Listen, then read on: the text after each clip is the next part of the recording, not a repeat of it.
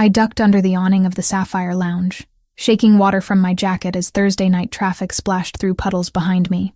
2 weeks. That's how long it had been since I'd walked out of Ryan's apartment for the last time, and I was finally starting to breathe again. Tonight was supposed to be a quiet celebration. Just me, a decent cocktail, and the knowledge that Monday morning I had an interview with Crawford Design Agency. Real work. The kind I'd dreamed about since graduating 3 years ago, before everything with Ryan had slowly consumed my ambitions, along with my confidence.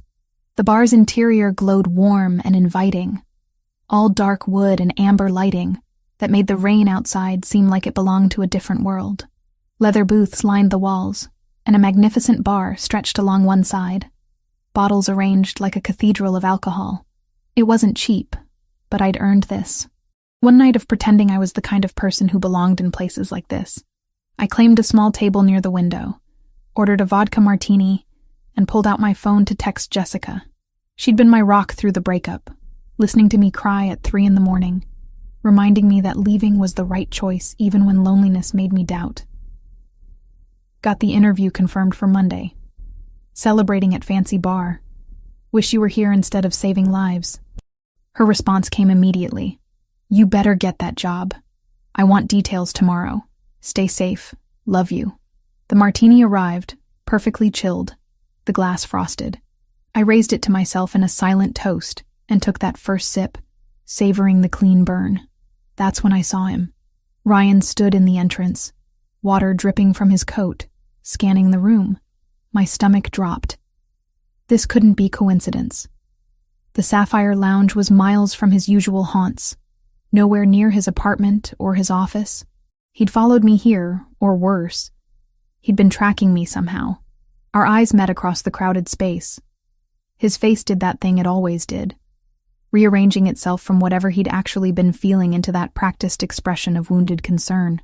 He started walking toward me, and I considered running. But running would mean going back out into that rain, walking alone to the subway, and he'd just follow. At least here there were witnesses. Megan. He slid into the chair across from me without being invited. I've been trying to reach you. I blocked your number, Ryan. That should have been a clear message. We need to talk. His voice carried that edge of desperation I'd learned to recognize. You can't just throw away 2 years without at least hearing me out. Every instinct screamed at me to leave. But something stubborn rose up. Some need to prove I wasn't afraid of him anymore. One drink. You say what you need to say, and then you leave me alone. Permanently. He ordered bourbon, neat.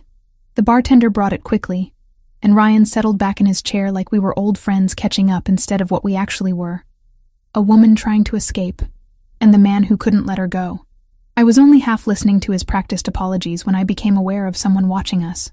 Not the casual glances you get in crowded bars, but focused attention that made the hair on my arms stand up. In a corner booth sat 4 men, clearly in the middle of some business discussion. Papers spread on their table, voices low and serious. But one of them, the one who commanded the space even while sitting still, had his attention on our table, on me. He was striking in a way that made my breath catch.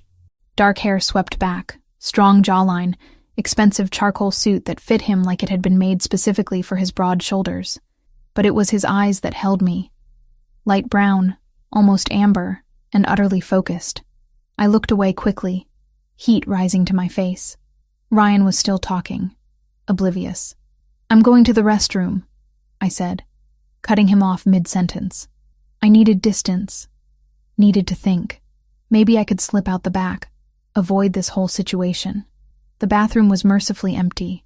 I gripped the marble sink, staring at my reflection. My mascara had smudged slightly from the rain. My hair was a mess. What was I doing? I should have left the moment Ryan walked in. I fixed my makeup, took several deep breaths, and headed back out. The atmosphere in the bar had changed. I felt it before I understood it. Conversations seemed quieter. People's attention subtly shifted towards something happening near my table. Ryan sat alone, looking increasingly uncomfortable. But standing beside my table, holding my martini glass in his hand, was the man who'd been watching me earlier. Up close, he was even more imposing.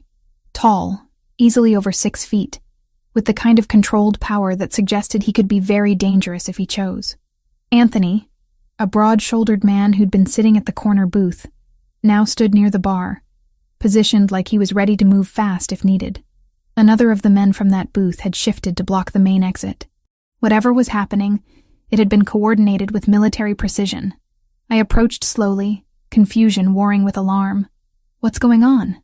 The amber-eyed man turned to me, and something in his expression softened slightly. "You shouldn't drink this." His voice was deep, cultured, with the barest hint of an accent I couldn't place. "Your companion added something to it while you were gone." The words took a moment to register. Then ice flooded my veins. "What?" Ryan had gone pale, sweat beading on his forehead. "I don't know what he's talking about. He's crazy. Megan, let's just go. Sit down." The command wasn't loud, but it cut through the space like a blade. Ryan sat. "I watched you."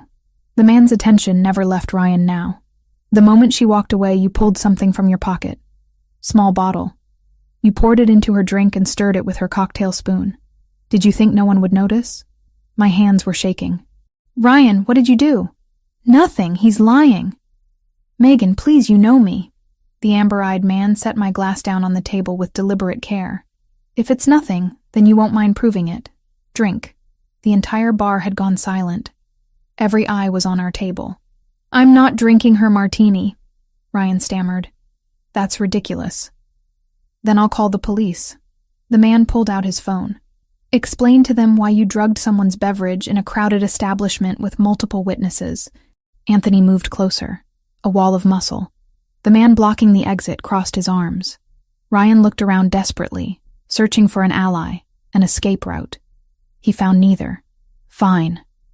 Ryan's voice cracked. "Fine, I'll take a sip. This is insane. There's nothing in it." He reached for the glass with trembling fingers. The amber-eyed man kept his phone ready, his expression carved from stone. Ryan lifted the martini to his lips, and I saw the exact moment he realized he was trapped. His hand shook so badly some of the liquid spilled. "All of it," the man said quietly. "If you put it in her drink, you can drink it yourself." The threat in his tone was unmistakable. Ryan looked at Anthony, at the other men positioned around the bar, at the stranger who had somehow taken complete control of the situation. Then he looked at me, and I saw fear in his eyes. "Megan, please." But I said nothing. Some part of me, the part that had endured 2 years of his control, his manipulation, his slow erosion of everything I was, wanted to see this. Needed to see him face consequences for once. Ryan drank. 3 large swallows that drained half the glass. He set it down with shaking hands. "Happy now?" He tried to sound defiant, but his voice wavered. "We'll see." The amber-eyed man pulled out the chair I'd been sitting in and gestured for me to take it. "Sit. Stay away from him." I sat, unable to process what was happening. This stranger had just forced my ex-boyfriend to drink a cocktail Ryan had apparently drugged meant for me. The reality of how close I'd come to danger crashed over me in waves. Within 5 minutes, Ryan started sweating profusely. His pupils dilated. He gripped the table like the room was spinning. "I don't feel good," he mumbled. "What's happening? What did you give her?" The man's voice had gone cold.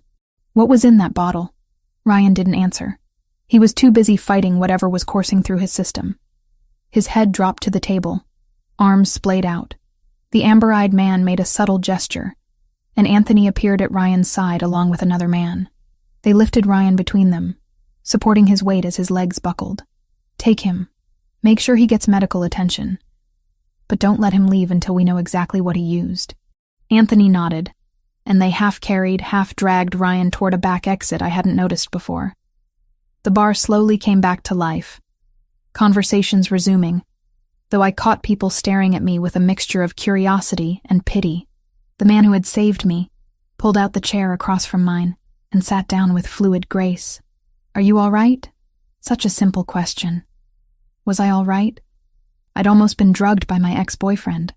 A stranger had intervened in a way that suggested he was very familiar with situations like this. My hands wouldn't stop shaking.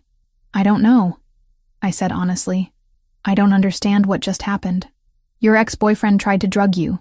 I stopped him." He said it simply, like it was obvious. I'm Christopher Bellini. He extended his hand. I shook it automatically. His grip was warm, firm. Megan Turner. Megan. He said my name like he was testing how it felt. Were you planning to drink that entire martini? The question made me nauseous. I was celebrating. I have a job interview Monday. I thought... My voice broke slightly. I thought I was finally moving on. Something flickered in Christopher's amber eyes. Not quite sympathy, but understanding. You are moving on. You just had a very close call first. A bartender appeared with a glass of water, which I accepted gratefully. My throat felt tight. My chest constricted. How did you know? How did you see him do it? Christopher leaned back slightly. I notice things. It's how I've survived in my line of work. He paused. I saw you when you first came in. You looked nervous, on edge.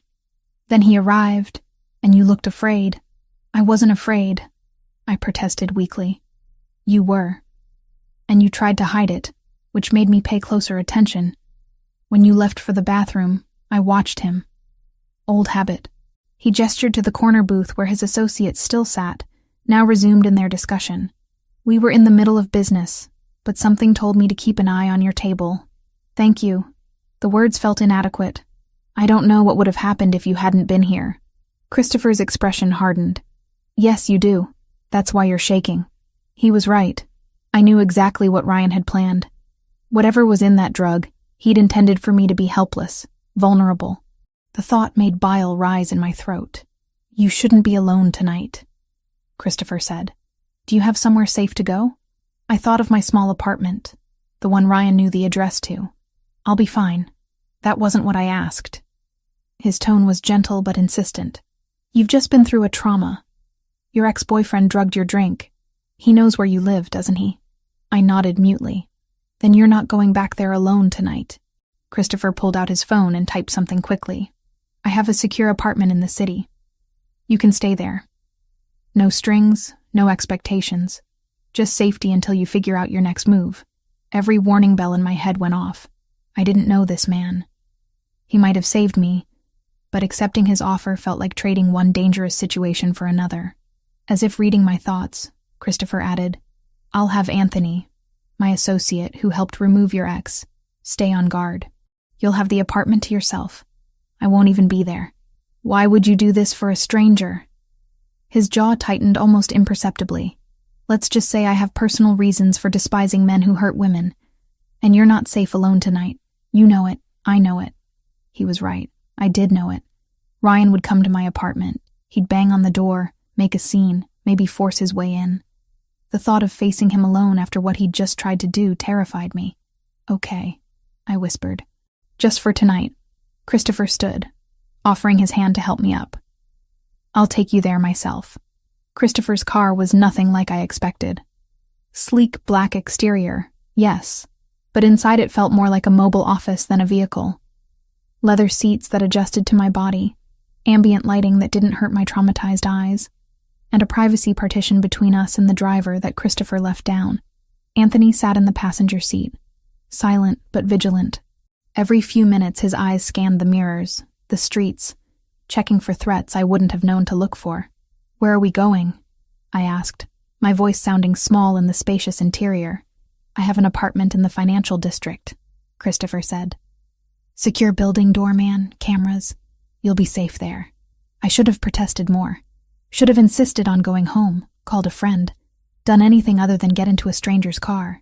But my body felt disconnected from my brain, shock settling into my bones like winter cold. Why would you do this? The question came out sharper than I intended. You don't know me. For all you know, this could be some elaborate setup. Christopher's expression didn't change. If you were setting me up, you wouldn't look like you're 2 seconds from throwing up. And your hands wouldn't be shaking like that. I looked down. He was right. My hands trembled in my lap, despite my attempts to still them. I told you, he continued. I have personal reasons for intervening when men hurt women. My sister Sophia was 23 when her boyfriend killed her. Beat her to death in their apartment while neighbors heard and did nothing. His jaw tightened. I was out of the country on business. By the time I got back, she'd been dead for 3 days. The pain in his voice was raw, immediate, despite years having passed. "I'm sorry," I whispered. "So am I. Every day." He looked out the window at the passing city. "After that, I made a promise. Any man in my sphere of influence who lays hands on a woman answers to me.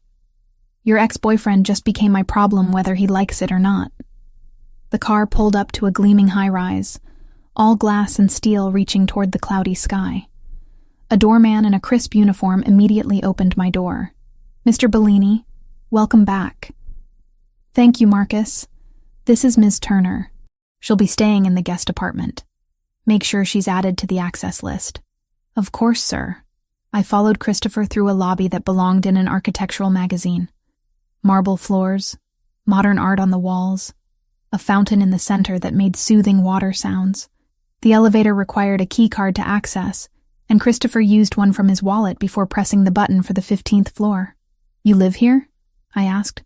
"I own the building. I live on the 20th floor. The apartment you'll be using is kept for business associates who need discretion." The word discretion sent a chill through me. What kind of business required that level of secrecy? The elevator doors opened directly into an apartment, not a hallway. My confusion must have shown because Christopher explained, "Each floor from 15 up is a single residence. More security, more privacy." The space was beautiful in an understated way. Hardwood floors, floor-to-ceiling windows offering a view of the city, furniture that looked expensive but comfortable. Everything in shades of cream and gray, masculine but not oppressively so. "Bedroom through there," Christopher pointed. "Bathroom is en suite. Kitchen's fully stocked. There's a phone by the bed that connects directly to building security and to my personal line." I walked to the windows, looking out at the city lights. Somewhere out there, Ryan was recovering from the drugs he'd meant for me. The thought made me nauseous. "I've called a doctor," Christopher said, pulling out his phone. "He should be here in about 20 minutes. Just to make sure you didn't ingest anything before I stopped you." "I didn't drink any of it. Better to be certain." Anthony appeared in the doorway. "Perimeter's secure. Building security is aware of the situation. I'll be stationed outside the elevator." "Thank you, Anthony." Christopher turned to me. "He'll be here all night. You're completely safe." After Anthony left, silence stretched between us. Christopher remained standing, hands in his pockets, clearly unsure whether to leave me alone or stay. I was equally uncertain what I wanted. "You said you manage businesses," I finally said. "What kind of businesses?" He studied me for a long moment. "Several restaurants, a few nightclubs, import and export operations, real estate development, security consulting. And the less legal ones?" A ghost of a smile touched his lips. "You're direct. I appreciate that." He moved to sit on the sofa, gesturing for me to take the chair across from him. "My family has been in certain lines of work for 3 generations. I inherited those responsibilities along with the legitimate businesses. I try to keep things as clean as possible, but I operate in a world where clean is relative." "So you're in the MAFIA?" I said it plainly, needing to hear it confirmed. "That's a loaded term. I prefer to think of it as running a family business with unconventional methods." He leaned back. "Does that frighten you?" It should have. Everything about this situation should have terrified me. But sitting in that quiet apartment, looking at the man who'd saved me from something horrible, I felt oddly calm. Right now, I'm more frightened of Ryan than I am of you. Good, because you should be. The substance he used, we'll know more once it's analyzed, but based on how quickly he reacted, it was likely GHB or something similar. Date rape drug. He planned to assault you tonight, Megan. Hearing it said so plainly made the room spin slightly. We dated for 2 years. He never. I stopped, corrected myself. He was controlling, manipulative, but he never physically hurt me. Drugging someone is physical assault. What he planned to do after you were incapacitated would have been rape. Christopher's voice was gentle, but firm. You need to understand the danger you were in. A knock at the door interrupted us. Christopher rose to answer it, returning with a man in his 60s carrying a medical bag. Megan, this is Dr. Harrison. He's going to examine you. The examination was quick and professional. Dr. Harrison checked my vitals, drew blood for testing, asked questions about what I'd consumed that evening. Through it all, Christopher waited in the kitchen, giving us privacy but remaining close. "You're perfectly healthy," Dr. Harrison concluded. "No signs that you ingested anything harmful. The blood work will confirm, but I'm confident you'll be fine physically. Emotionally, you've experienced a trauma. I'd recommend speaking with someone, a therapist who specializes in assault cases." After he left, Christopher returned with 2 glasses of water. "Are you hungry? I can have food brought up." I couldn't eat. My stomach still felt like a clenched fist. "But I should call my friend. She'll be worried." "Of course. Use any phone you'd like." I pulled out my cell phone, realizing it was nearly 11. Jessica would be at the hospital, starting her shift. I dialed, and she answered on the first ring. "Megan, where the hell have you been? You said you'd text after your drink and then nothing. I've been calling for hours." "I know, I'm sorry. Something happened." "What kind of something? Are you okay? Do I need to come get you?" I glanced at Christopher, who'd moved to stand by the windows, giving me the illusion of privacy. I ran into Ryan at the bar. That asshole. What did he want? To talk, apparently. But Jess. He put something in my drink. Tried to drug me. The line went silent for several heartbeats. He what? Someone saw him do it. Stopped me from drinking it. Made Ryan drink it instead to prove what he'd done. Ryan ended up passing out and taken to a hospital. "Oh my God, Megan. Where are you now?" "I'm coming to get you right now. I'll leave work. I don't care. I'm safe. The man who helped me, he has a secure apartment. I'm staying here tonight because Ryan knows where I live." "The man who helped you? What man?" "Megan, you can't just go home with strangers. I know how it sounds, but I trust him. His name is Christopher Bellini. He owns the building. He's been nothing but respectful. And he has security watching the apartment. I'm okay, really." Jessica was quiet for a moment. "Bellini. That name sounds familiar. Let me look him up." I heard her typing in the background. "Oh shit. Megan, this guy is serious. There are like a dozen news articles about him. Business owner, philanthropist, but also rumors about organized crime connections. This is who you're with? He saved my life tonight, Jess. I know, and I'm grateful. But this is complicated. Promise me you'll be careful. And promise you'll meet me for lunch tomorrow so I can see with my own eyes that you're all right. I promise. I'll text you in the morning with details. I love you. Be safe. Love you too." I hung up and found Christopher still standing by the windows, silhouetted against the city lights. "Your friend is worried," he observed. "She looked you up, found the articles about you, and she warned you to be careful." It wasn't a question. "Yes, she's a good friend. You should listen to her advice." He turned to face me. "I am dangerous, Megan. The world I operate in has violence, betrayal, and moral compromises most people never have to think about. You're safe here tonight, but you should maintain a healthy amount of caution." His honesty was disarming. "Thank you for telling me that. I don't lie. Not to people I'm trying to protect." He checked his watch. "It's late. You should rest. I'll be upstairs if you need anything. Anthony will be outside your elevator door all night." "You're leaving?" I felt a flicker of panic at the thought of being alone. "Would you prefer I stay?" I should have said no. Should have maintained boundaries. Instead, I nodded. Christopher settled back onto the sofa. "Then I'll stay until you fall asleep. Take the bedroom, get comfortable. I'll be right here." I retreated to the bedroom, finding pajamas laid out on the bed along with new toiletries in the bathroom. Everything exactly my size, which should have been creepy, but instead felt like Christopher paid attention to details that mattered. After changing and washing my face, I returned to the bedroom, leaving the door slightly ajar. I could see Christopher through the gap, laptop open now, working on something while keeping his promise to stay. "Christopher," I called out softly. "Yes?" "Earlier in the bar, you said you noticed me when I first came in. Why?" A pause. "You looked like someone trying very hard to convince herself she was happy. I recognize that expression. I've worn it myself. Are you happy now?" Another pause. Longer this time.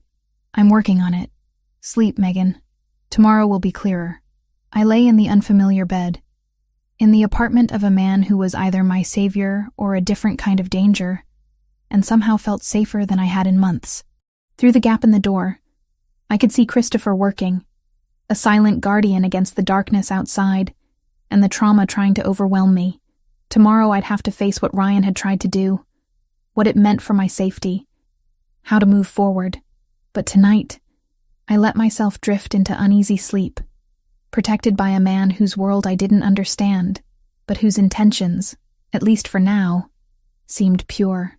Sunday morning arrived with weak sunlight filtering through the floor-to-ceiling windows. I'd been in Christopher's guest apartment for 3 days, and the surreal quality of my situation hadn't diminished. If anything, it had intensified. I stood at those windows with my second cup of coffee, watching the city wake up below. Somewhere down there, Ryan was recovering from the drugs he'd intended for me.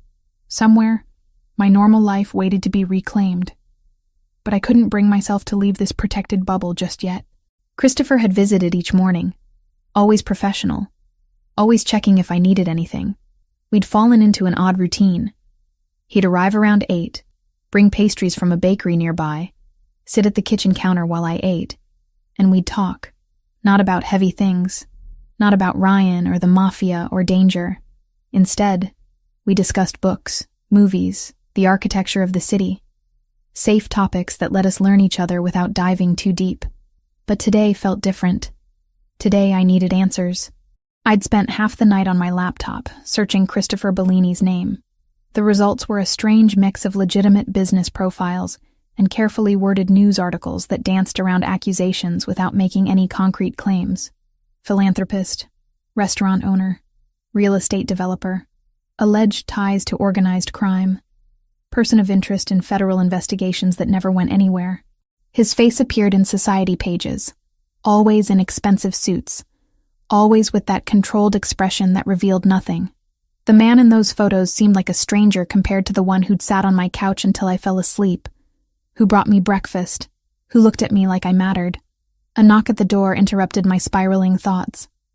I checked the peephole out of habit, even though no one could reach this floor without clearance.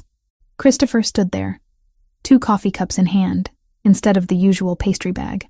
"Change of plans," he said when I opened the door. "I thought we could talk today. Really talk." I stepped aside to let him enter. He'd dressed more casually than usual. Dark jeans and a gray sweater that somehow made him look more approachable and more dangerous at the same time. "I've been researching you," I said, deciding on honesty. "Online. There are a lot of articles. I'm sure there are." He set the coffees on the counter. "What did you learn? That you're either a successful businessman with unfortunate connections, or a criminal who's very good at hiding it. The articles can't seem to decide." Christopher's expression didn't change. "What do you think?" "I think you're both. I think you inherited a world you didn't choose, and you're trying to navigate it the best way you know how." I wrapped my hands around the coffee cup he'd brought. "But I need you to be honest with me. Completely honest. What exactly do you do?" He studied me for a long moment, then moved to sit on the sofa, gesturing for me to join him. I did, keeping careful distance between us. "My grandfather came to this country with nothing," Christopher began. "He built a network, an organization that helped Italian immigrants survive in a city that didn't want them. Some of what he did was legal. Most wasn't. My father inherited that network and expanded it. When he died 5 years ago, it became mine." "So you run a crime family." "I run multiple businesses, legitimate and otherwise. I employ over 300 people directly, hundreds more indirectly. I protect neighborhoods that the police have abandoned. I provide services that banks won't offer to certain communities." He paused. "I also enforce contracts that can't be taken to court. I move goods across borders without proper documentation. I ensure cooperation through methods that would horrify most civilians." The brutal honesty should have scared me. Instead, I appreciated it. "Why are you telling me this?" "Because you deserve to know who's protecting you. And because the situation with Ryan has become more complicated." My stomach tightened. "How complicated?" "He's been released from the hospital. The substance he used was GHB, confirmed by the lab work, enough to incapacitate you for hours. But his lawyers got him out on bail within 48 hours. Charges reduced to attempted assault. That's impossible. You had witnesses. You had evidence. I had evidence of him drinking a drugged beverage. His lawyers argued that someone else drugged it, that he was a victim too. It's a weak defense, but it bought him freedom while the case moves through the courts. Christopher's jaw tightened. But that's not the real problem. Ryan has connections I didn't initially realize. He's been doing business with the Volkov family. Who are they? Russian organized crime. They've been trying to expand their territory into areas my family controls. Ryan's been serving as a middleman for some of their money laundering operations. He's small time in their world, but he's connected. The implications crashed over me. They'll protect him. They already are. And worse. Ryan knows you're important to me now. He saw my reaction. Saw how I intervened. The Volkovs could try to use you as leverage against me. I stood abruptly, pacing to the windows. So I'm what? Collateral damage in some mob war? You're a complication they'll try to exploit if given the chance. Christopher remained seated, his voice calm. Which is why I think you should consider relocating temporarily. I have properties out of state where you'd be completely safe. New identity, financial support, everything you'd need. No. The word came out sharp, definite. Megan, be reasonable. The danger is real. I spent 2 years making myself smaller for Ryan. Changing what I wore, who I saw, how I spoke. I finally broke free, and now you want me to disappear? I turned to face him. I have a job interview tomorrow morning. Crawford Design Agency. It's the opportunity I've been working toward for 3 years. I'm not running away from my life because of Ryan or the Volkovs or anyone else. Christopher stood, crossing the space between us in 3 long strides. That interview won't matter if you're dead. Then find another way to protect me. You're supposed to be this powerful crime boss, right? Figure it out. Something like respect flickered in his amber eyes. You're stubborn. I'm done being controlled. Even with good intentions, it's still control. He nodded slowly, and I watched him think, calculate, assess options with the speed of someone used to making strategic decisions. There might be another way. It's riskier, but it keeps you visible and active. I'm listening. I own a restaurant in Midtown, Bella Notte, high-end Italian cuisine, exclusive clientele. I need someone to manage the front of house, handle reservations, coordinate with VIP guests. He met my eyes directly. The schedule is flexible, evening hours mostly. You could attend your interview tomorrow, take the design work if you get it, and still work for me. The important part is that you'd be publicly associated with me. Everyone who matters would know you're under my protection. The Volkovs are bold, but they're not stupid. Harming someone directly connected to me would be declaring war, and they're not ready for that level of conflict. I processed his offer, looking for the trap. What's the catch? The catch is that you'd be working in my world. My restaurant serves both legitimate business people and criminals. You'd see things, hear things, be exposed to aspects of my life that you can't unknow. He stepped closer. And you'd have to trust me absolutely. My security team would need to know your movements, where you are, who you're with. It's not freedom, Megan. It's a different kind of cage. Just larger and more comfortable. But I'd still have my life, my career, my interview, my choices. Within parameters, yes. I thought about the alternative, hiding somewhere under an assumed name, waiting for men I didn't know to decide my fate. At least Christopher's offer let me fight. Let me live visibly. I want to earn my position, I said firmly. No special treatment because I'm under your protection. If I'm bad at the job, you fire me. If I'm good at it, I get paid what I deserve. A genuine smile touched Christopher's lips. You're negotiating terms with me. Shouldn't I? Most people don't have the courage. He extended his hand. You have a deal. You start Wednesday evening, after your interview. That gives me time to brief the staff and arrange security. I shook his hand, and he held it perhaps a moment longer than necessary, his thumb brushing across my knuckles in a gesture that sent unexpected warmth up my arm. Thank you, I said quietly, for giving me options instead of orders. Thank you for being brave enough to stay and fight instead of running. It makes my job easier if you're not hiding. The moment stretched between us, charged with something neither of us was ready to name. Then my phone buzzed, shattering the tension. A text from Jessica. I'm coming over. Anthony already cleared me. Be there in 20 minutes. Christopher read my expression. Your friend? She's worried. She wanted to come sooner, but I kept putting her off. I think she's afraid you've kidnapped me or something. She's protective. That's good. He moved toward the door. I'll give you privacy. But Megan, when you tell her about the restaurant job, be prepared for resistance. She's going to try to talk you out of it. How do you know? Because it's what a good friend should do. Listen to her concerns. They'll probably be valid. After he left, I straightened the apartment, nervous about Jessica's visit in a way I couldn't quite explain. She was going to have opinions, strong ones, and part of me knew she'd be right to worry. She arrived exactly 20 minutes later, bursting through the door the moment I opened it, and pulling me into a fierce hug. Let me look at you. She held me at arm's length, examining my face like a doctor checking for symptoms. You look okay. Tired, but okay. Are you eating? Sleeping?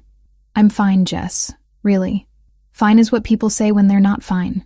She moved past me into the apartment, and I watched her take it all in. The expensive furniture, the view, the obvious wealth. This is where you've been staying? Megan, this place probably costs more per month than we make in a year. Christopher owns the building. Right. Christopher Bellini, the maybe mobster who swept in and saved you. She turned to face me, worry etched in every line of her face. I've been reading about him, Meg. Really reading. There are federal investigations, rumors about violence, connections to some seriously bad people. And you're just... what? Living in his apartment? It's complicated. Then uncomplicate it for me. Because from where I'm standing, it looks like you escaped one controlling man and jumped straight into the arms of another. The accusation stung, because part of me had worried the same thing. It's not like that with Christopher.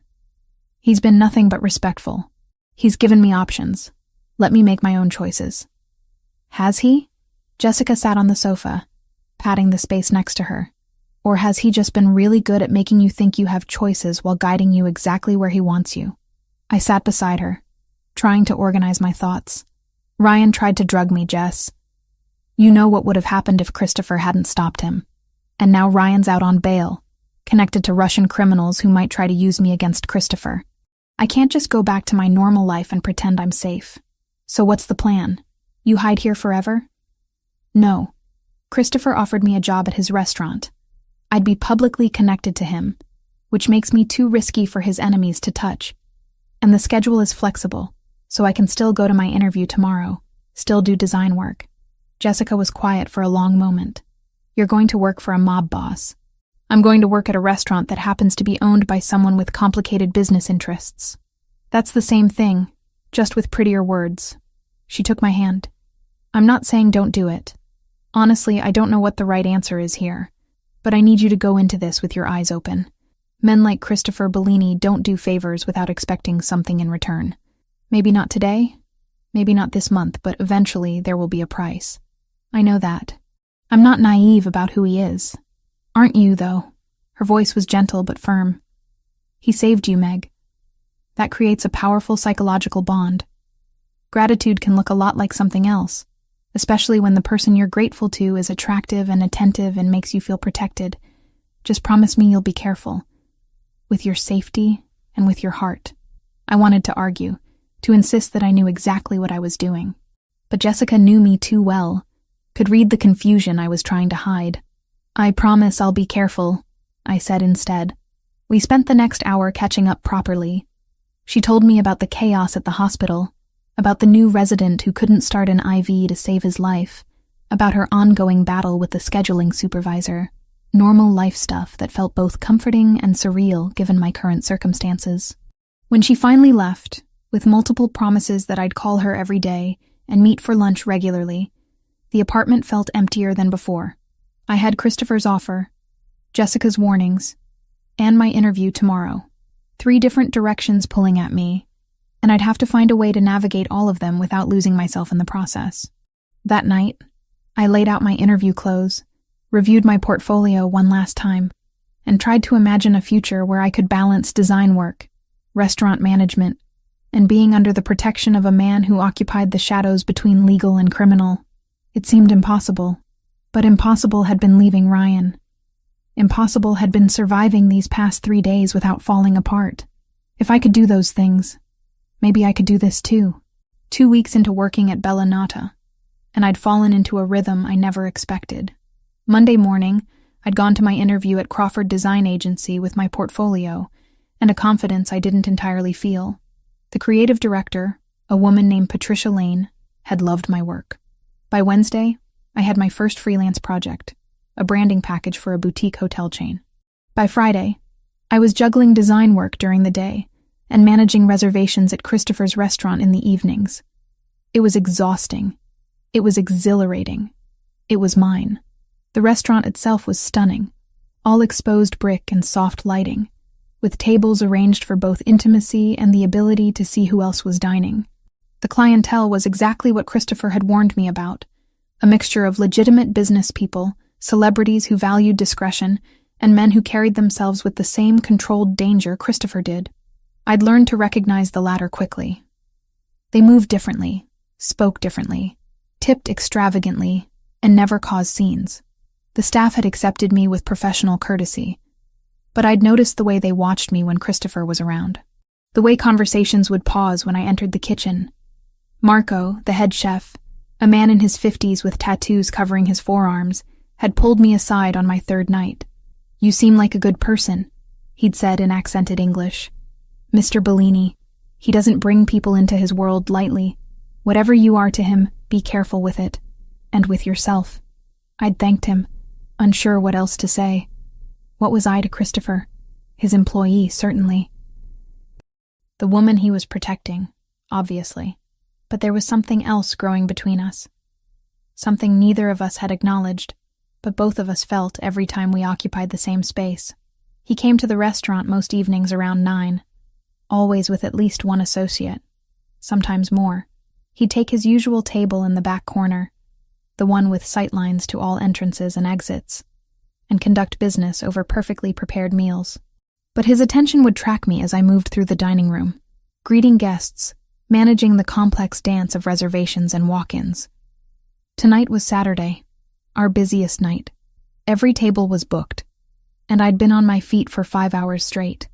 My dress, a simple black sheath that the restaurant provided for front-of-house staff, felt like it was painted on after hours of movement. My face hurt from smiling. Jessica had stopped by earlier during her dinner break from the hospital, sitting at the bar and watching me work with obvious concern. We'd managed a quick conversation between my tasks. "You look tired," she'd said, stirring her wine. "I'm fine. Just busy." "That's your new favorite phrase. I'm fine." She'd studied me. "Are you eating? Sleeping? Taking care of yourself?" "Jessica, I'm 27 years old. I know how to take care of myself." "Do you? Because from where I'm sitting, you're working 2 jobs, living in a building owned by a crime boss and pretending this is all normal." "It is normal. My normal, anyway." She'd left shortly after, with promises that we'd have lunch tomorrow, a proper meal where we could actually talk. I'd agreed, knowing she was right to worry, but unable to articulate why I felt safer in Christopher's orbit than I had anywhere else. Christopher had arrived at his usual time, but alone tonight, which was unusual. He'd caught my eye across the room and nodded toward his table. I'd seated him personally, as I always did, hyper-aware of how close he was as I placed the menu before him. "Busy night," he'd observed. "Every table full. Marco is in his element. And you? How are you managing?" "I'm good. Really good, actually. I finished the first draft of the hotel branding today. The client loved it." Something warm had crossed his features. Pride, maybe. I knew they would. "You're talented, Megan." The compliment had settled around my heart like an embrace. I was returning from seating a party of 6 when it happened. A man at table 12, clearly several drinks past sober, grabbed my wrist as I walked past. "Hey, sweetheart, how about you sit down and have a drink with me?" I'd dealt with drunk customers before. The key was to remain professional but firm. I appreciate the offer, sir, but I'm working. Can I get you anything else? His grip tightened. I wasn't asking. Sir, please let go of my wrist. Make me. The dining room had gone quiet, conversations dying as people registered what was happening. I was about to signal for security when a presence materialized beside me, Christopher, his hand closing over the man's wrist with controlled pressure. She asked you to let go. His voice was soft, deadly. The drunk man looked up, his bravado evaporating as he recognized who was speaking. I didn't mean anything. Just having fun. Remove your hand from her. Now. The man released me so quickly I stumbled slightly. Christopher steadied me with his free hand, while maintaining his grip on the drunk's wrist. Anthony, Christopher said, not raising his voice. But somehow the man appeared instantly at the table. Please escort this gentleman out. He's no longer welcome at Bellinot. Of course, Mr. Bellini. The drunk was removed quickly and quietly, but the damage was done. Everyone in the restaurant had witnessed the interaction, had seen Christopher's reaction, the protective fury that had radiated from him. Are you all right? He asked me, still close, his hand warm on my arm. I'm fine. It was just a drunk customer. It was assault. His jaw was tight. Come with me. It wasn't a request. He guided me through the restaurant, past the kitchen, to a private office I'd never been in before. The moment the door closed behind us, the professional mask he wore for the dining room slipped. Did he hurt you? Christopher examined my wrist, where red marks were already forming. It's nothing. Really. I've dealt with worse. That's not the reassurance you think it is. His thumb traced over the marks gently. You shouldn't have to deal with any of it. We were standing too close. I could feel the heat of him. Smell the subtle cologne he wore. See the concern and something darker in his amber eyes. The office suddenly felt too small. The air too charged. Christopher, I started, but didn't know how to finish. I can't stop thinking about you. The confession came out rough, unpolished. I know I shouldn't. I know all the reasons this is a terrible idea. You work for me. You're under my protection. I'm bringing you into a world that could destroy you. But every time I see you, every time you walk past my table, I want things I have no right to want. My heart hammered against my ribs. What things? Instead of answering, he cupped my face in his hands, giving me every opportunity to pull away. I didn't. I closed the distance between us and kissed him. The world narrowed to his mouth on mine, his hands sliding into my hair, my body pressed against his. It was desperate and perfect, and terrifying all at once. He tasted like the wine he'd been drinking, his lips demanding but careful, like he was afraid I might break.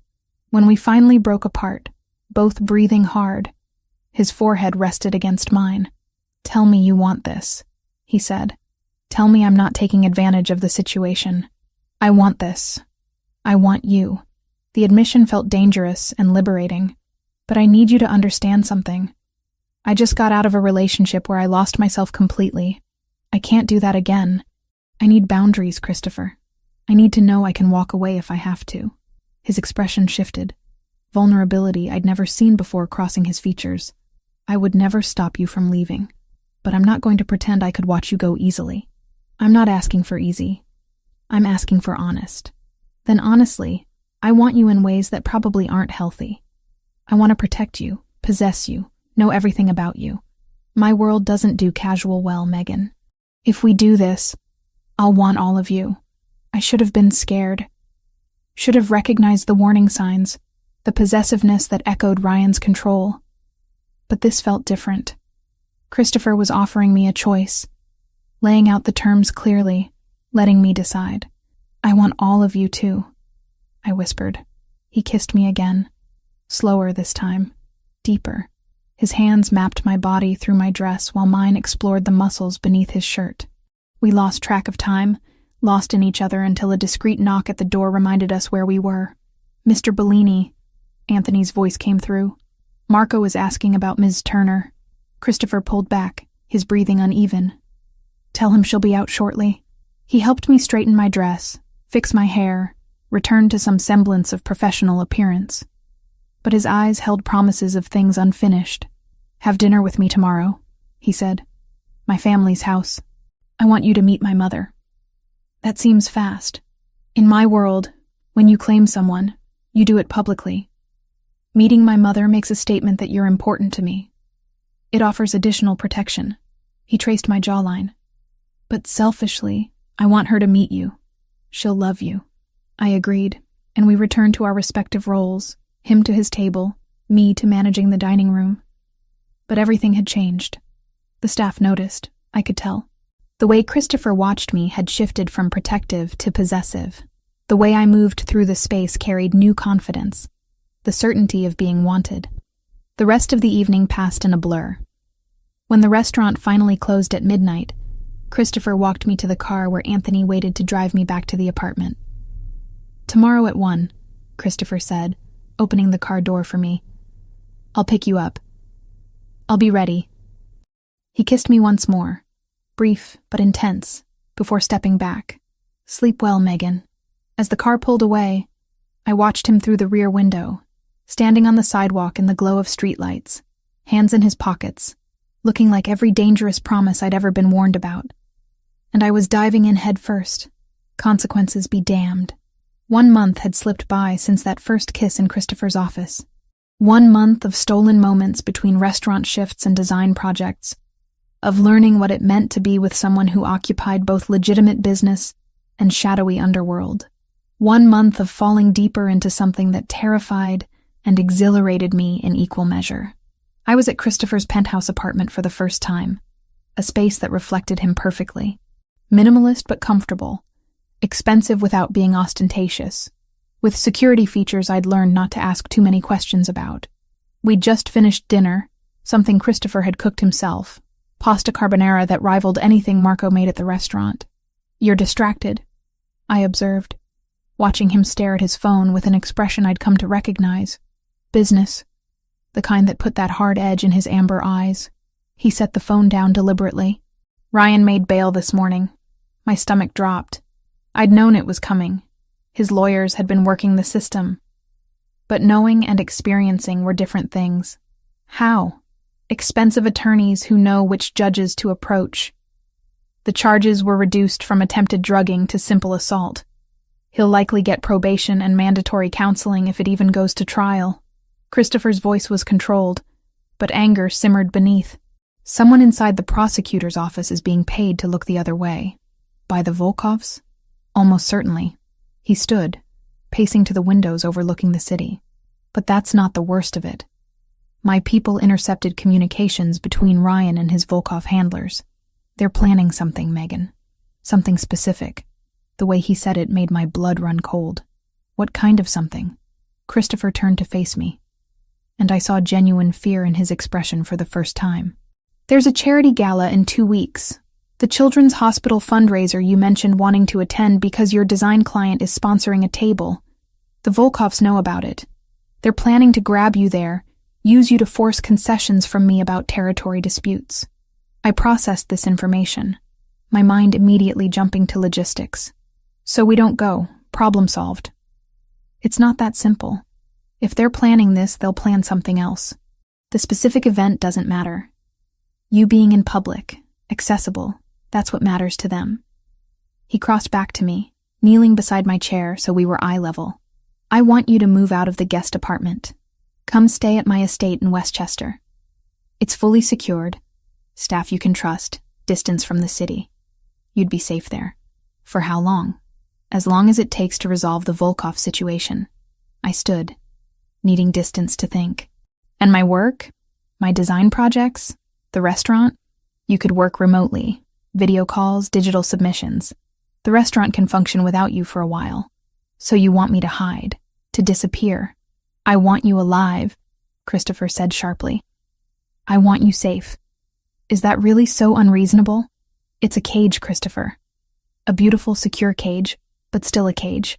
I moved to the windows, looking out at the city I'd fought so hard to build a life in. I left Ryan because he controlled every aspect of my existence. I can't let fear of the Volkovs do the same thing. This isn't about control. It's about protection. It feels the same from where I'm standing. Silence stretched between us, heavy with frustration and fear. Finally, Christopher spoke, his voice raw. I'm in love with you, Megan. Completely, irrationally in love with you. The thought of something happening to you, of them taking you, hurting you, using you against me, it terrifies me in ways I haven't felt since my sister died. I can't lose you. The confession should have filled me with joy. Instead, it filled me with complicated grief. I love you too, but I won't live in hiding, Christopher. I fought too hard to reclaim my life to give it up now, even for you. Then what do you suggest? Because doing nothing isn't an option. I turned to face him, an idea forming that was probably reckless but felt right. Make me too visible to touch. You said yourself that harming someone directly connected to you would be declaring war. So make that connection undeniable. I go to the gala, to every public event, but surrounded by security. The Volkovs would have to be desperate or stupid to try something when everyone knows I'm yours. And if they are that desperate, better to face it head on than spend months looking over my shoulder. Christopher stared at me like I'd suggested we walk into a Volkov stronghold unarmed. That's insane. Is it? You operate in a world of power dynamics and calculated risks. What sends a stronger message? Me hiding like I'm afraid? Or me standing beside you publicly, showing everyone that your enemies can't intimidate you into protecting what's yours? He was silent for a long moment, and I could see him working through the strategic implications. It's incredibly risky. Everything about being with you is risky. At least this way, I'm an active participant instead of a protected possession. You'd be a target. I'm already a target. This way, I'm a target that's too expensive to hit. Christopher ran his hands through his hair, a rare gesture of frustration. If we do this, there are conditions, non-negotiable ones. I'm listening. You learn self-defense, real training, not just basic awareness. Anthony will work with you daily. You learn escape protocols, how to recognize threats, how to buy yourself time if something goes wrong. Agreed. You don't go anywhere without security, ever. Even if it feels excessive or annoying or like you're being watched. Your life is more important than your privacy. As long as the security is professional, not invasive. I won't have someone monitoring my phone calls or reading my emails. Fair. He moved closer, his hands framing my face. And you tell me immediately if you change your mind, if this becomes too much, if you want out. No judgment, no argument. Your safety and well-being come first, always. The genuine concern in his voice undid something in my chest. I promise. Then we do it your way. But Megan, if something happens to you because I agreed to this, I'll never forgive myself. Nothing will happen. We'll be careful, smart, together. He kissed me then, desperate and claiming, like he was trying to memorize every detail. When we finally broke apart, he rested his forehead against mine. You're the bravest person I know. Or the most stubborn.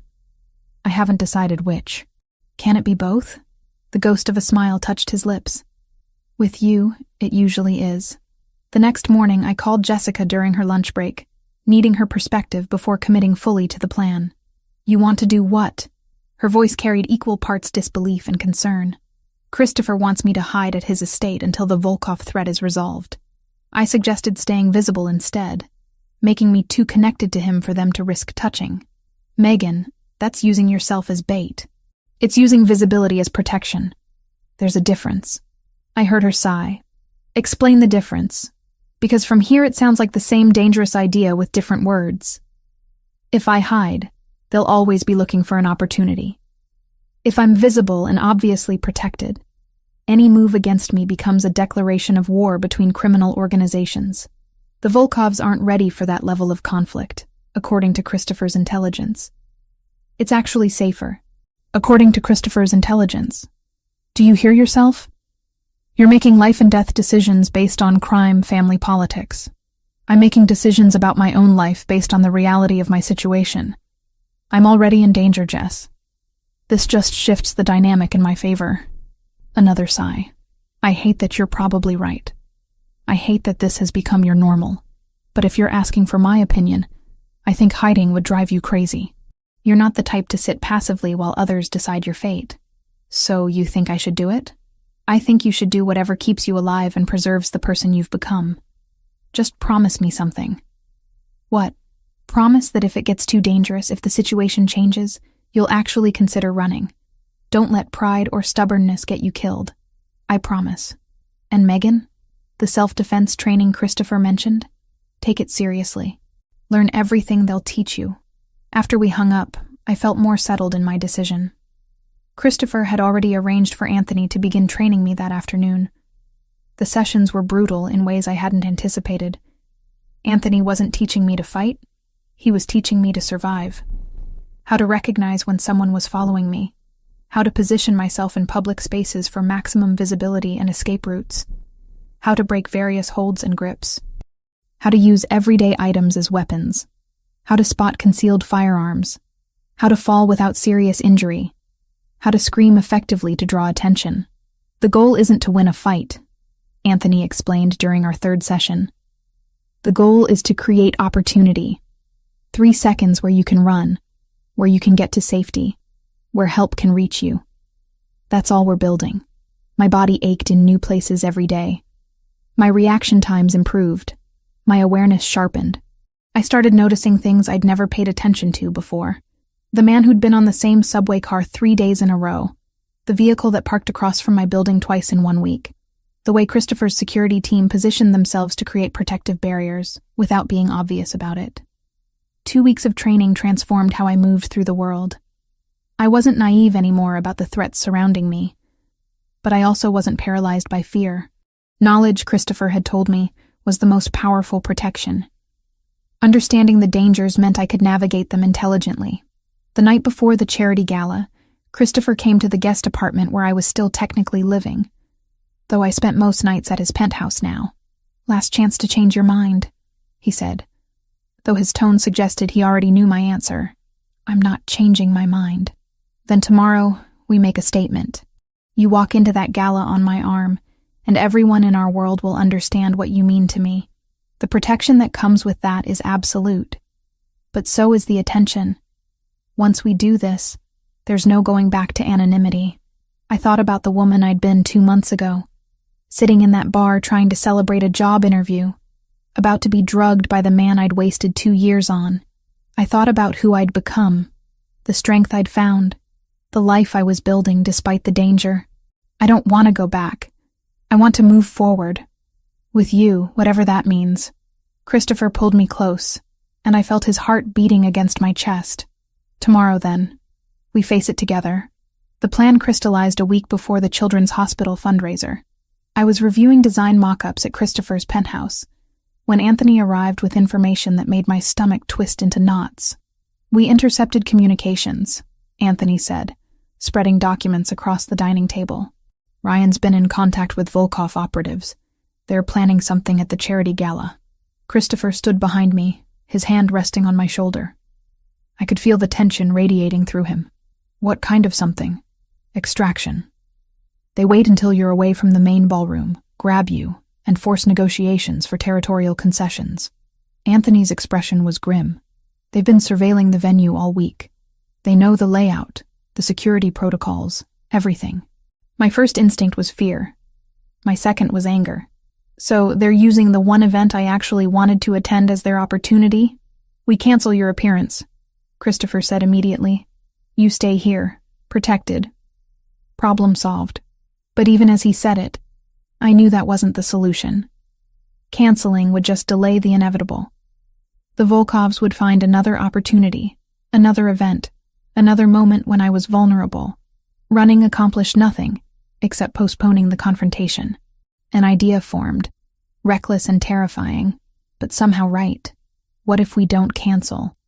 What if we let them try? Christopher's hand tightened on my shoulder. Absolutely not. Hear me out. I turned to face him, seeing the immediate rejection in his eyes. They're planning to grab me when I'm alone, right? So we make sure I'm never actually alone. We control the environment, set the trap, and catch them in the act. All of them, not just Ryan. End this completely. You want to use yourself as bait. His voice had gone flat, dangerous. I want to stop looking over my shoulder. This threat has been hanging over us for weeks. If we have advanced knowledge of their plan, we can turn it against them. Anthony studied me with something like respect. It could work. If we position our people correctly, wire the entire venue, and ensure multiple layers of protection, we could capture the whole operation. No. Christopher's response was immediate. I won't risk her life on a gamble. It's not a gamble if we control all the variables, I argued. You have the resources, the personnel, the knowledge of their plan. That's not bait, Christopher. That's strategy. We spent the next 3 hours debating, with Anthony providing tactical input, while Christopher raised every possible objection. Finally, after exhausting every alternative, he agreed on conditions so strict they bordered on suffocating. Jessica was the hardest person to convince. I met her for lunch the next day at a cafe near the hospital, and the moment I explained the plan, her fork clattered onto her plate. You've lost your mind. She didn't raise her voice, but her tone carried absolute disbelief. You're deliberately putting yourself in danger to catch criminals. Do you hear how insane that sounds? I hear how it sounds. But Jess, this threat isn't going away. They'll keep trying until they succeed or until we stop them. This way, I'm not a victim. I'm actively participating in ending the danger, by letting them almost kidnap you, by creating a controlled situation where they think they're kidnapping me, but they're actually walking into a trap. There's a difference. She was quiet for a long moment, stirring her coffee with mechanical precision. If I say no, if I beg you not to do this, will it change your mind? Probably not. But I need you to understand why.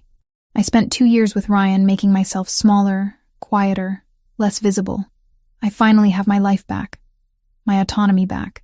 I won't surrender that to fear, even justified fear. I need to face this head on. Jessica reached across the table and squeezed my hand. Then I'm not going to waste time trying to talk you out of it. But I have conditions. You call me before the event. You text me every 30 minutes during. And if anything goes wrong, you get yourself out. Your pride isn't worth your life. Christopher has an entire security team. Nothing will go wrong. Famous last words. But she smiled slightly. I'll be at the hospital that night. Close enough to respond if needed. The night of the gala arrived with unseasonable cold. I dressed in an emerald green gown that Christopher had commissioned, the fabric clinging perfectly while allowing complete range of movement. Anthony had insisted on that detail during the fitting. The dress needed to look elegant, but function practically if I had to run or fight. Christopher adjusted his cufflinks in the mirror, his reflection showing none of the worry I knew he felt. Last chance, Megan. We can still leave, spend the evening anywhere else. We're going. We're ending this. The venue was spectacular, a historic hotel ballroom with soaring ceilings and crystal chandeliers. My design client had sponsored one of the premium tables, and I'd been helping coordinate the visual branding for weeks. Under different circumstances, I would have been thrilled to see my work displayed so prominently.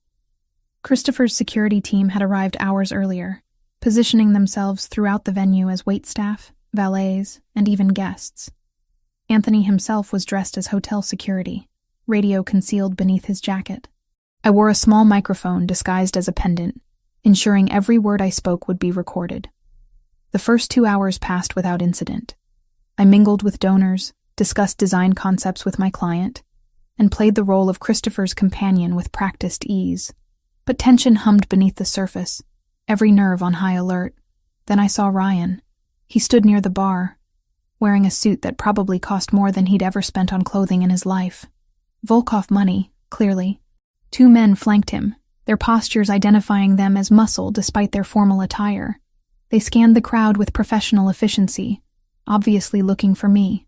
Christopher's hand found the small of my back. I see them. Anthony's team has visual.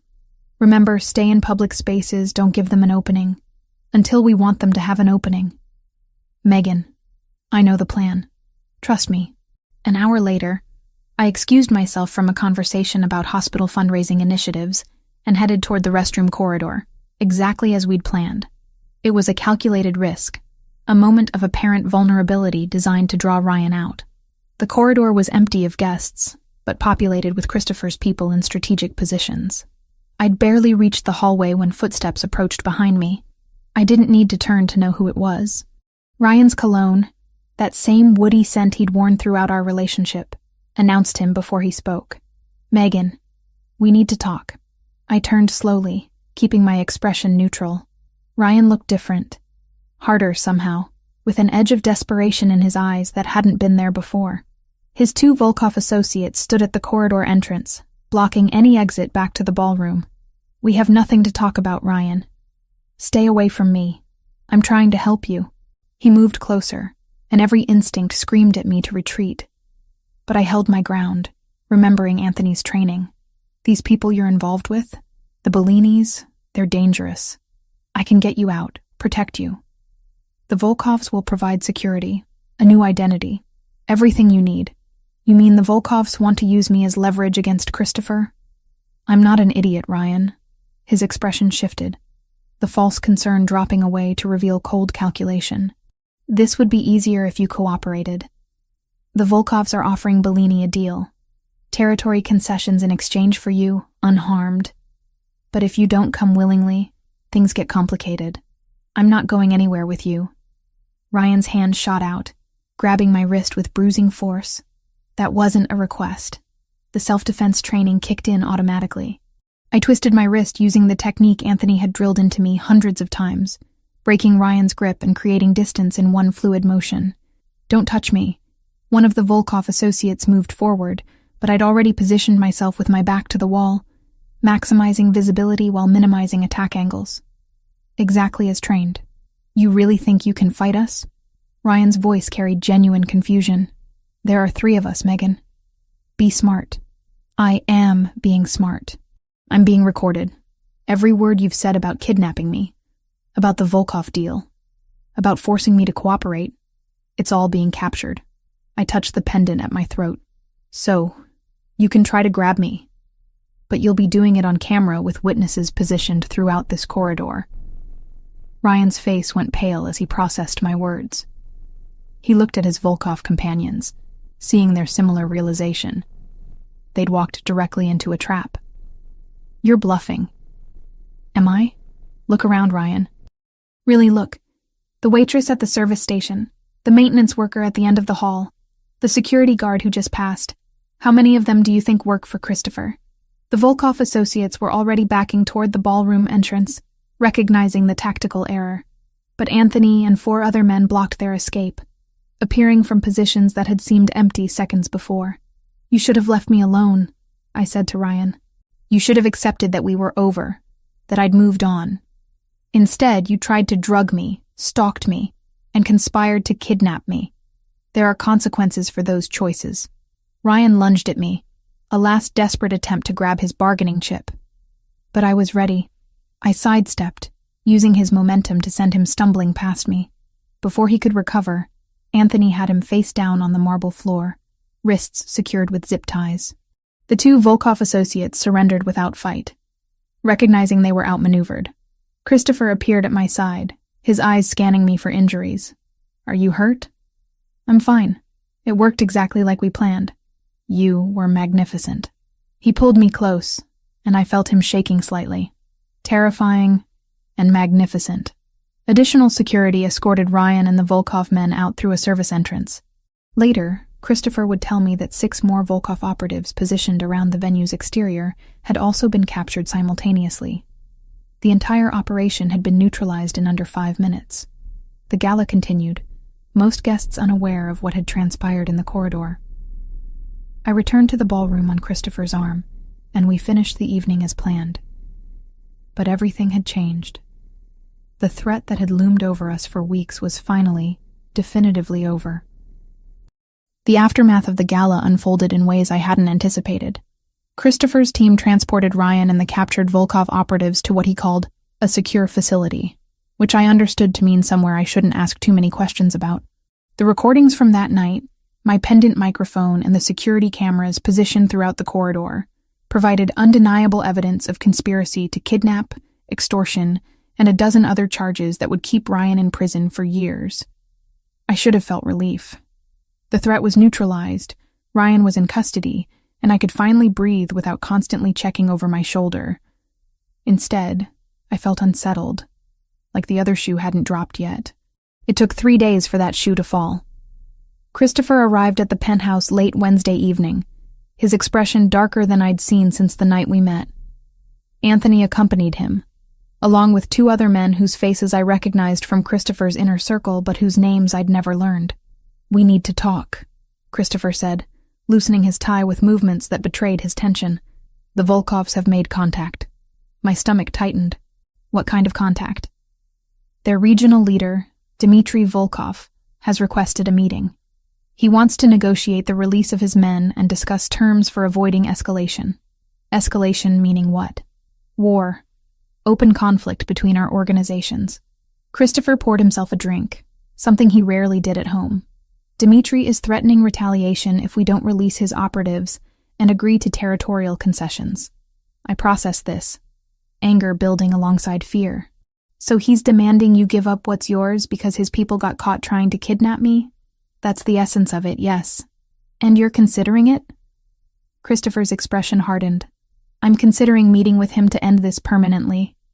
We have leverage, evidence that could destroy the Volkov operations in this region. But leverage only works if you're willing to use it. Anthony spoke up, his voice measured. Dmitry has agreed to neutral territory, mediated by respected third parties. It's as safe as these meetings get. When? I asked. Tomorrow night. An empty warehouse in Red Hook. Mediators from the Greco family supervising. They have no stake in either side, which makes them trusted arbitrators. Something in Christopher's tone told me he was leaving out crucial information. You're going alone? I'm taking Anthony and a security detail. But not me. Absolutely not you. This is dangerous, Megan. These negotiations can turn violent without warning. The old patterns tried to assert themselves. Christopher making decisions about my safety without my input. Controlling the situation because he thought he knew best. But this wasn't Ryan's manipulation. This was Christopher genuinely trying to protect me. The difference mattered. But so did my autonomy. I'm going with you. No, Christopher, I'm the reason for this conflict. My presence at that meeting sends a message that I'm not a pawn to be negotiated over, that I'm strong enough to face the people who tried to hurt me. Your presence also makes you a target. If things go wrong, if Dmitry decides to grab you during the meeting itself, we'd be walking you directly into danger. Then make sure things don't go wrong. I moved to stand in front of him, forcing him to look at me directly.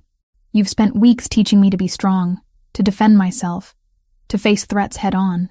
Don't undermine that by hiding me away when it actually matters. Anthony cleared his throat diplomatically. She has a point.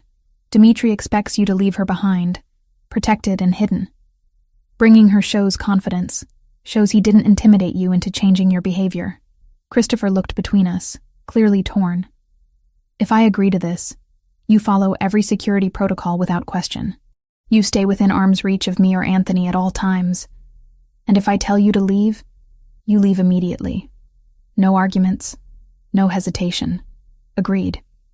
He pulled me close, his arms tight around me. If anything happens to you because I allowed this, I'll never forgive myself. Nothing will happen. We're walking in with all the power. That night, I called Jessica to explain the situation. Her reaction was predictably negative. You're going to confront Russian mobsters in a warehouse? Her voice pitched higher with each word. Megan, this is insane. Let Christopher handle it. I can't sit home wondering what's happening while my life is being negotiated. I need to be there, Jess. I need to see this through. She was quiet for a long moment. Then I'm your emergency contact.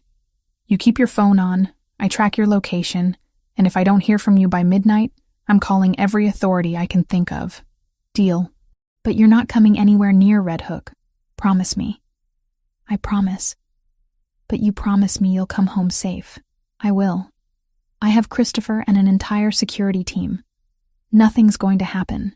The warehouse Dmitry had chosen for our meeting was exactly what I expected from crime movies. All exposed brick and rusted metal, lit by harsh industrial lights that cast dramatic shadows. 2 black SUVs were already parked outside when we arrived, along with a single sedan that Anthony identified as belonging to the Greco family mediators. Christopher's hand found mine as we exited our vehicle. Last chance to change your mind. Not changing my mind. I wasn't here because I craved danger, or because I didn't understand what this meeting could cost us. We'd gone over every contingency, built layers of protection, rehearsed until my responses felt like muscle memory. Hiding had nearly broken me once. Walking into this warehouse on my own terms felt less like recklessness and more like the only way forward. The interior of the warehouse was surprisingly organized. A single table sat in the center of the vast empty space, chairs arranged on either side. 2 older men in expensive suits stood near the table, the Greco-mediators, their expressions professionally neutral. And on the far side sat Dmitry Volkov. He was younger than I expected, perhaps 40, with the kind of cold handsomeness that probably made him dangerously attractive to people who didn't know what he was. His eyes, pale blue and calculating, tracked our approach with predatory focus. "Christopher Bellini," Dmitry said, his English carrying a thick Russian accent. "Thank you for coming, and you brought your woman. How touching." The dismissiveness in his tone set my teeth on edge, but Christopher's hand squeezed mine gently, a reminder to stay calm. "Dmitry, let's dispense with pleasantries. You requested this meeting. State your terms." We sat, Christopher and I on one side with Anthony standing behind us, Dmitry flanked by 2 men who radiated barely contained violence. "My terms are simple," Dmitry began. "You release my men, drop all charges, and we pretend this unfortunate incident never happened. In exchange, I won't retaliate for the assault on my operatives. Those are demands, not terms. And they're rejected."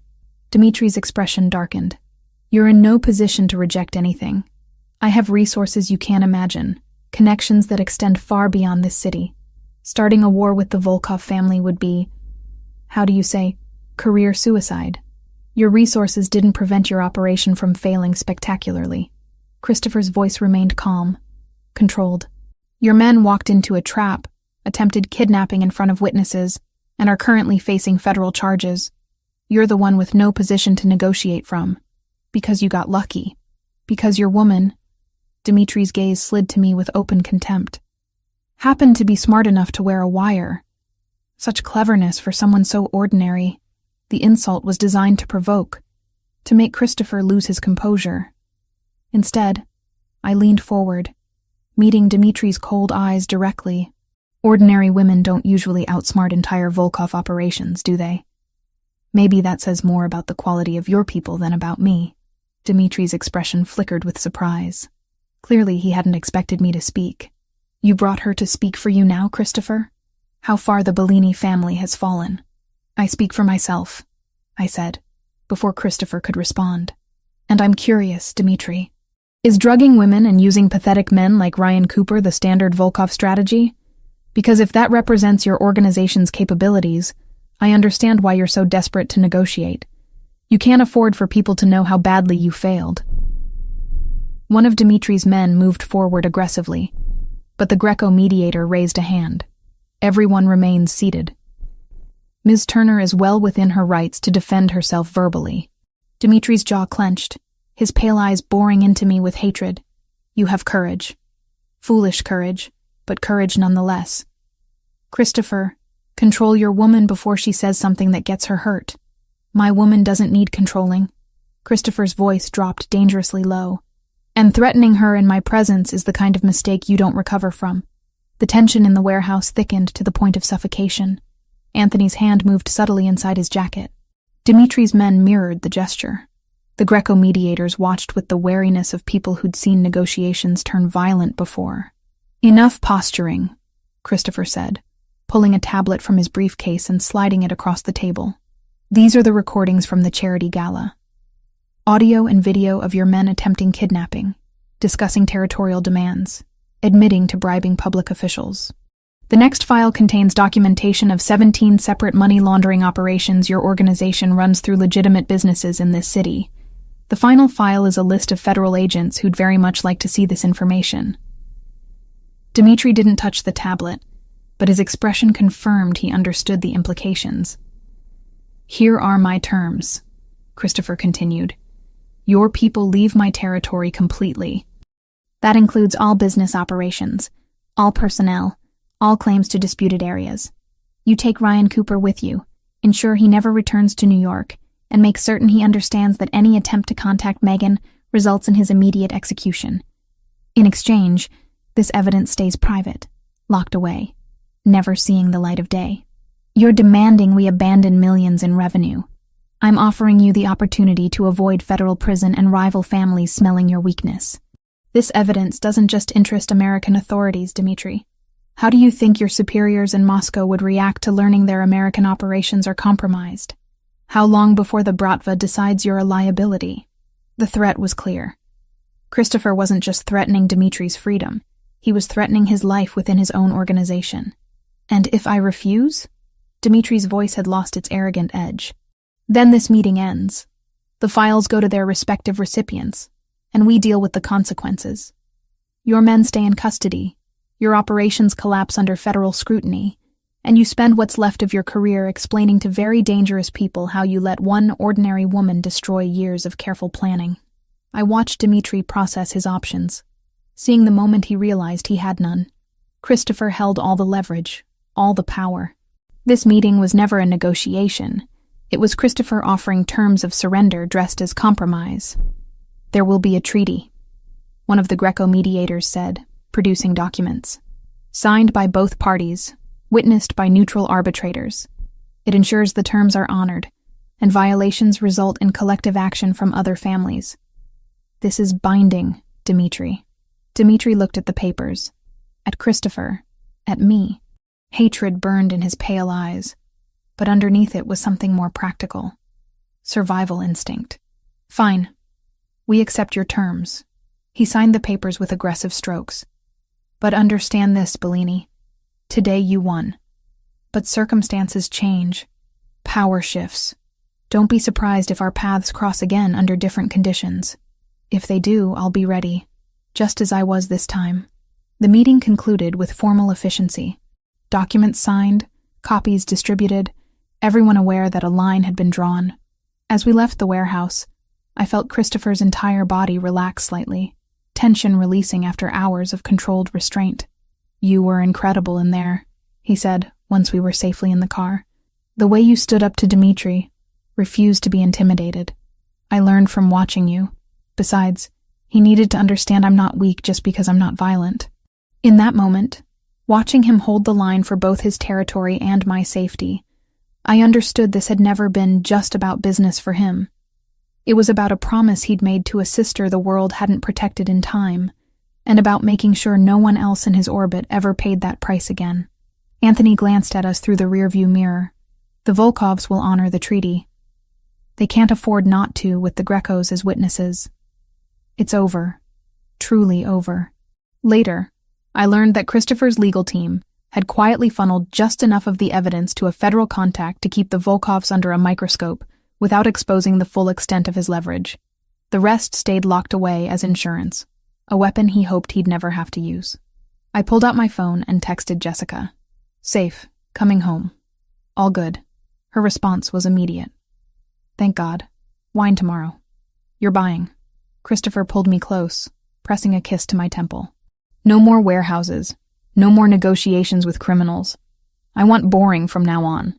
Boring sounds perfect. 3 months had passed since the warehouse meeting with Dmitry Volkov, and life had settled into a rhythm I never could have anticipated when I first walked into that rainy bar months ago. I was standing in the kitchen of Christopher's penthouse, our penthouse now, watching the city wake up through floor-to-ceiling windows, while coffee brewed behind me. The space no longer felt like Christopher's territory that I was occupying. My design books filled the shelves alongside his business texts. My ridiculous collection of coffee mugs cluttered the cabinet next to his expensive espresso cups. My art supplies had taken over the spare bedroom he'd converted into a studio for me. We'd merged our lives in ways that felt natural rather than forced. Partnership instead of possession.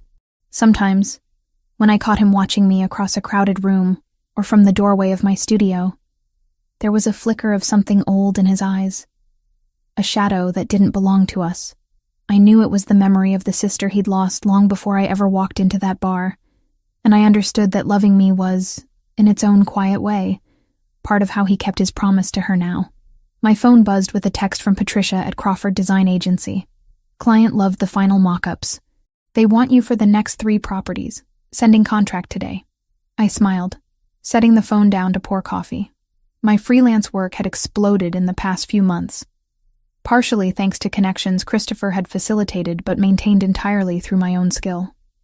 The hotel branding project had led to restaurant concepts, which led to a boutique retail chain, which led to architectural firms wanting someone who understood luxury markets.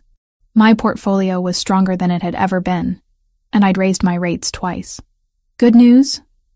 Christopher emerged from the bedroom, already dressed for the day in charcoal slacks and a white dress shirt, tie not yet knotted. Crawford wants me for 3 more properties. That's $60,000 in contracts over the next 4 months. He crossed to me, wrapping his arms around my waist from behind and pressing a kiss to my shoulder. I'm proud of you. You've built something real. We both have. I turned in his arms. Speaking of which, I need to review the quarterly reports for Bella Nada before the partner meeting tomorrow. Christopher had insisted on making me a minority partner in the restaurant 6 weeks ago, investing my share as recognition of how much I'd contributed to its success. The front-of-house operations ran more smoothly, reservations had increased by 30%, and our VIP clientele had expanded significantly. I'd earned my stake, but it still felt surreal to own part of something so established. The numbers are strong. Marco's new menu is bringing in food critics, and your reservation system has eliminated the chaos we used to deal with on weekends. Christopher's hand traced patterns on my lower back. You're good at this, Megan. Building things, creating order from chaos. I learned from watching you. He laughed softly. I mostly just threaten people until they cooperate. You actually inspire them to do better work. We fell into our morning routine, comfortable and domestic in ways that would have seemed impossible months ago. Christopher reviewed documents at the dining table while I finalized design mock-ups on my laptop.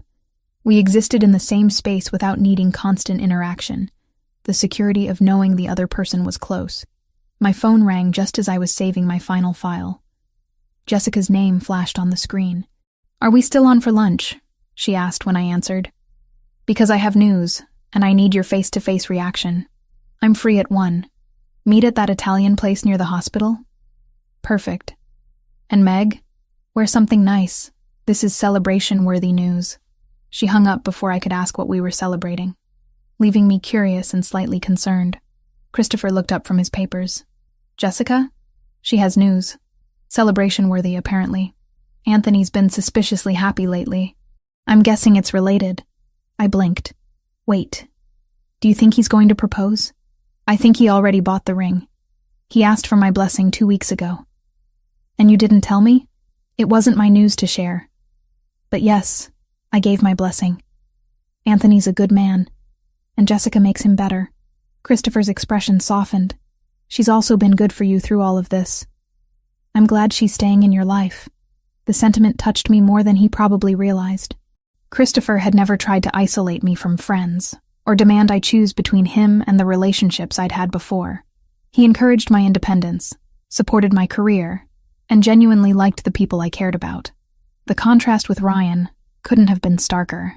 At 1 o'clock, I walked into the restaurant to find Jessica already seated, practically vibrating with excitement. The moment I sat down, she thrust her left hand across the table. He proposed last night. The ring was beautiful, elegant without being ostentatious, exactly what Jessica would have chosen for herself. Oh my God, Jess, congratulations. Can you believe it? Me, marrying a guy who works for the mob. My mother is going to have a stroke, but she was beaming, happier than I'd seen her in years. He was so nervous, Meg. This man who faces down criminals without flinching was shaking when he got down on one knee. How did he propose? We were at his apartment. Nothing fancy, just having dinner. And he said he'd been thinking about how short life is, how unpredictable everything can be, and how he didn't want to waste any more time not being married to me. She wiped at her eyes. It was perfect. No big production, no pressure, just honest and real. We spent lunch planning, Jessica talking through wedding ideas while I took mental notes about designs she responded to. By the time we finished, I'd committed to designing all her wedding stationery, her one request being that I make it personal, rather than traditionally formal. So, when's Christopher going to propose? Jessica asked as we were leaving. You two are basically married already. You live together, work together, navigate criminal politics together. I don't know if marriage is something he wants. His world is complicated enough without adding legal connections that could be used against him. That man is completely in love with you.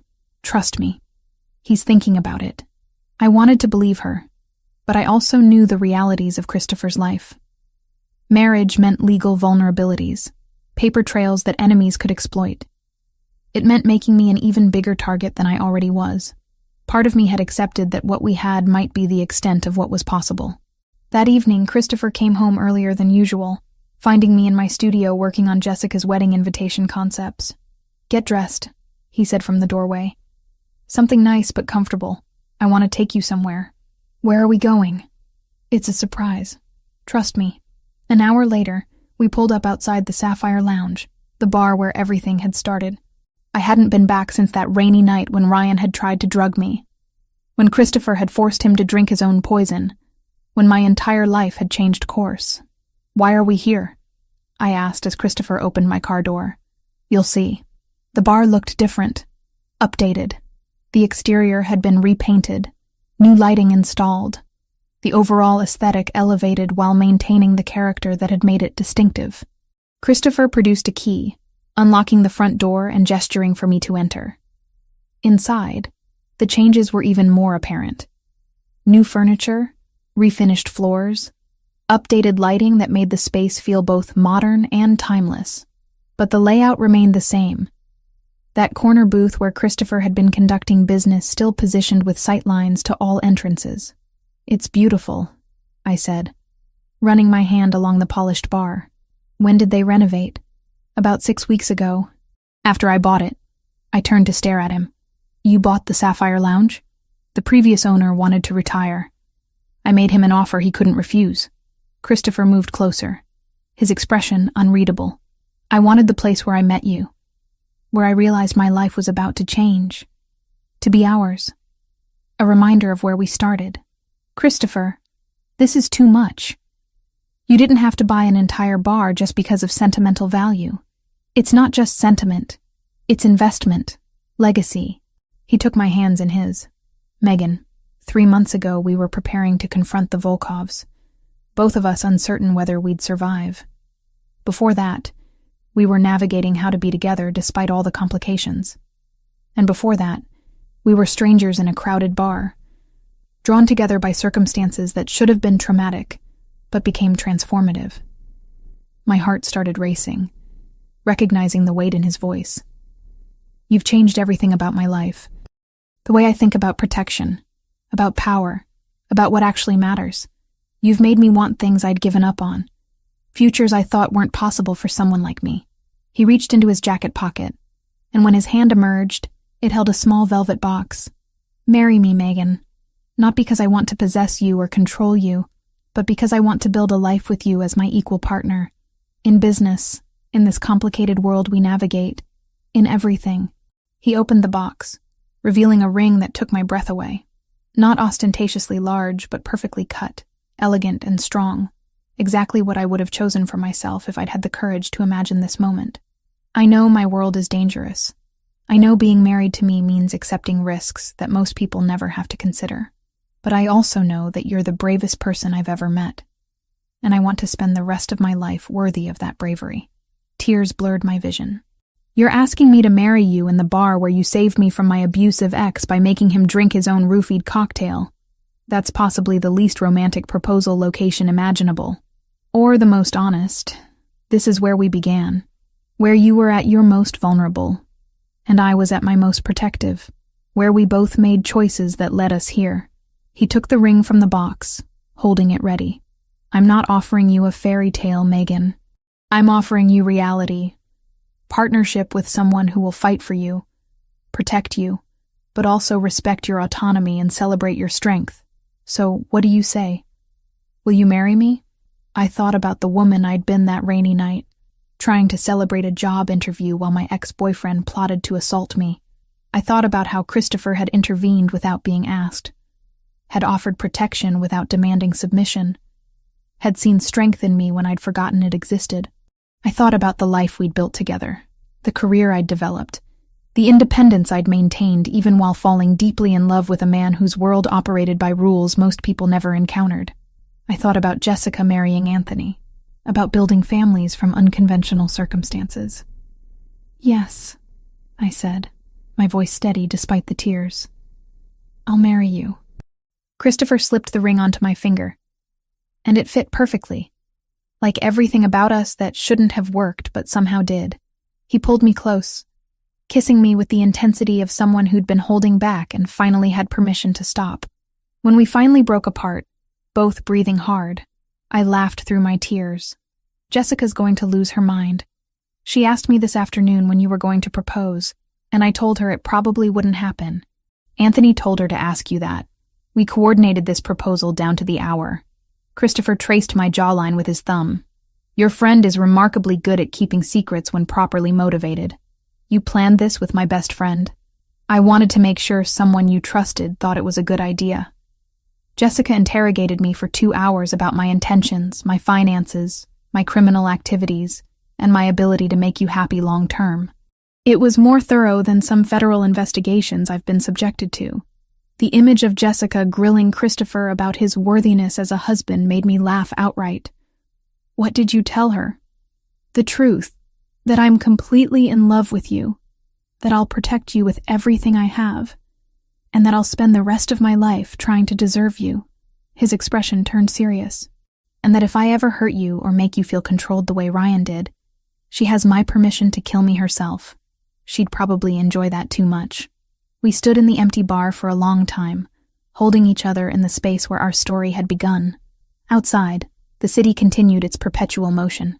People living their ordinary lives unaware of the complicated, dangerous, beautiful world Christopher and I inhabited. I thought about trajectory, about how one terrible night had led to this moment, how Ryan's attempt to hurt me had instead delivered me to someone who saw strength where Ryan had seen weakness, how running from control had led me to partnership, how fear had transformed into courage. This wasn't the life I'd imagined when I moved to New York with dreams of becoming a designer. It was better, stranger, more real. I'd become someone I actually liked, someone strong and capable and unafraid. I'd built a career, earned respect, learned to navigate a world most people only saw in movies. And I'd found Christopher, a man whose darkness complemented my light, whose protection enhanced rather than diminished my autonomy, whose love made me braver instead of smaller. "What are you thinking?" Christopher asked, his arms still wrapped around me. "I'm thinking about that woman who walked into this bar months ago, trying so hard to celebrate an interview while her ex stalked her. If I could go back and tell her what her life would become, she wouldn't believe it.